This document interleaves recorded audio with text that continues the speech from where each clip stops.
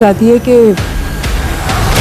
वो लड़का इस घर में इरम से नहीं सोनिया से मिलने आया था। राहिल, आपको सोनिया आपी का पासवर्ड पता है? क्या कह रही हो तुम? मुझे समझ नहीं आ रहा कि मुझसे इतनी बड़ी बात कैसे छुपाई गई। हाँ मुझे पता है, लेकिन सोनिया आपी को नहीं पता कि मुझे पता है उनका मोबाइल का पासवर्ड। मेरा अरसलान से मिलना बहुत जरूरी है।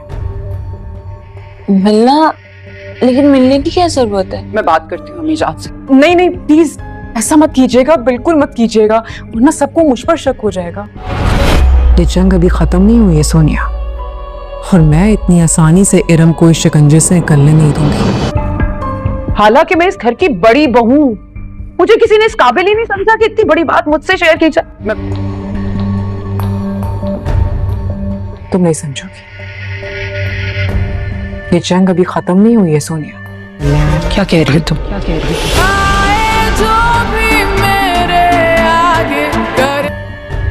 और मैं इतनी आसानी से इरम को इस शिकंजे से निकलने नहीं दूंगी।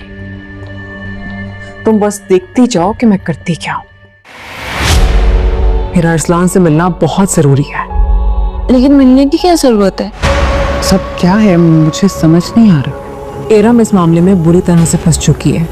वो ये साबित करना इरम को अब इस बात का यकीन हो चला है कि हया की इस साजिश में सोनिया भी बराबर की हिस्सेदार है। तो इरम अब अपने बचाव के लिए एविडेंस इकट्ठे करने की कोशिश कर रही है।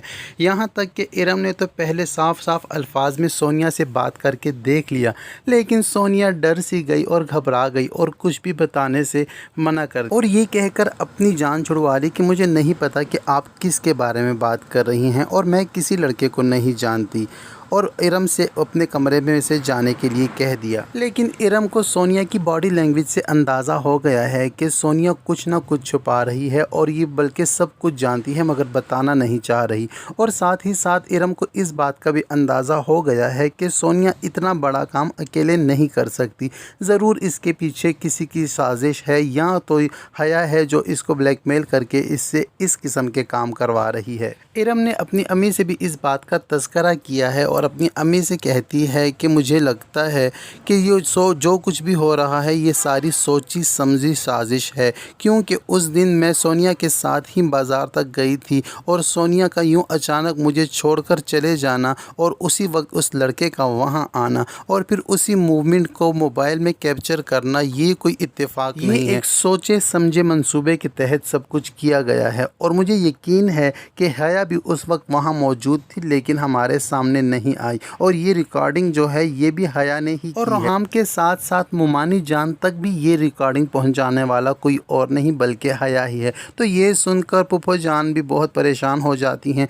और इरम से कहती हैं कि मैं तुमसे भी कहती थी कि हया से बच कर रहा करो, लेकिन मुझे इस कदर अंदाज़ा नहीं था कि ये इतनी शातिर और मक्कार औरत होगी। लेकिन अब मुझे यकीन हो चला है कि वाकई इस सारे घिनौने खेल के पीछे हया का ही हाथ है, और मुझे समझ नहीं आता कि इस लड़की को घर का सुकून बर्बाद करके आखिर क्या मिलना है। अपनी अम्मी से बात करने के बाद इरम आराम से बैठने वाली नहीं है। इरम सबूत ढूंढने के लिए निकल पड़ेगी और एक बार फिर से सोनिया के कमरे में जाएगी और वहां पर कुछ सर्च करेगी कि शायद ऐसा कुछ मिल जाए जिससे मुझे लीड मिल जाए अपने मौक़िफ़ तक पहुंचने की। कमरे में ढूंढने से सोनिया का मोबाइल इरम को मिल जाता है और इरम सोनिया का मोबाइल लेकर बाहर आ जाती है, और जैसे ही बाहर आती है तो राहिल वहाँ बैठा खेल रहा होता है। तो इरम राहिल से कहती है कि क्या तुम्हें अपनी बहन के मोबाइल का पासवर्ड पता है?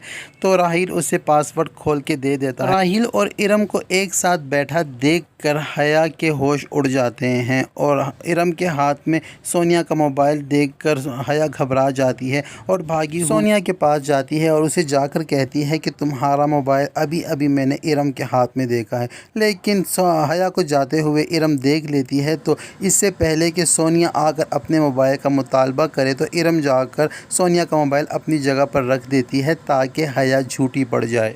اب حیا کو جب کہ اندازہ ہو گیا ہے کہ ارم آرام سے بیٹھنے والی نہیں ہے، وہ اپنے اوپر لگا داغ کو دھونے کی کوشش کر رہی ہے، تو اب حیا نے ایک نیا پینترا اپنایا ہے۔ حیا چاہ پہنچی ہے رفت بھابھی کے پاس اور اس کو ساری داستان سنا دی ہے، جبکہ مستور مبارک نے منع کیا تھا کہ گھر میں کسی اور کو یہ بات پتہ نہ چلے، خاص کر کے میری دونوں بڑی بہوؤں کو یہ بات پتہ نہیں چلنی چاہیے، کیونکہ وہ الگ خاندان کی ہیں اور میں نہیں چاہتی کہ میری فیملی کی جگہ سائی ہو۔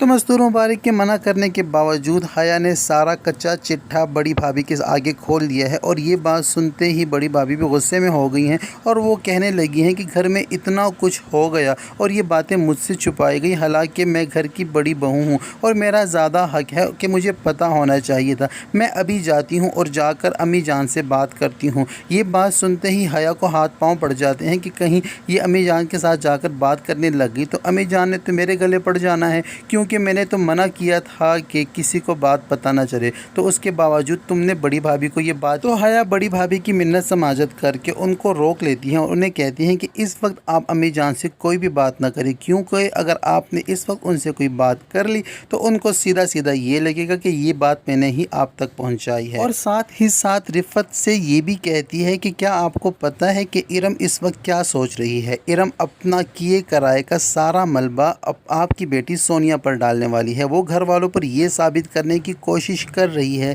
کہ اس روز جو لڑکا ہمارے گھر میں آیا تھا وہ ارم کے لیے نہیں آیا تھا بلکہ سونیا کے لیے آیا تھا۔ تو یہ بات سن کر تو رفت آگ بگولا ہو جائے گی اور کہے گی کہ کیا ارم کی اتنی جرت کہ اپنی کیے ہوئے گناہوں کا ملبہ میری بیٹی پر ڈالے اور میری معصوم بیٹی کو بدنام اگر کرے گی تو میں اس کو نہیں چھوڑوں گی۔ یہاں پر حیا نے ایک نئی آگ لگا دی ہے، اب اپنے ساتھ ساتھ رفت کو بھی سونیا کے خلاف کر لیا ہے، یہاں تک کہ صرف سونیا کی نہیں بلکہ آسیہ پھپھو کے بھی خلاف ہو گئی۔